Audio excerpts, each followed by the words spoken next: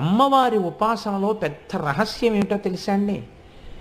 అమ్మవారి ప్రసన్నమవుతోందని గుర్తు ఏమిటంటే కుంకుమ వాసన ముందొస్తుంది. బాగా కుంకుమ వాసన వచ్చేయడం మొదలెడుతుంది. మీరు కాసేపటికి గమనించి ఏమిటి ఇంత కుంకుమ వాసన అని చుట్టూ చూస్తే ఎక్కడ ఉండదు.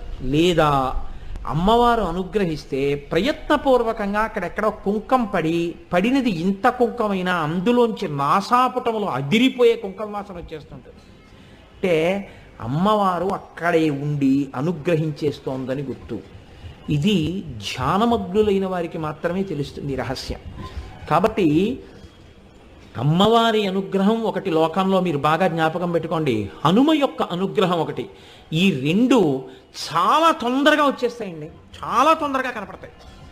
ఎక్కువ సమయం పట్టదు, చాలా తొందరగా అమ్మవారు అనుగ్రహించేస్తుంది. తల్లి తల్లే, అమ్మ అమ్మే.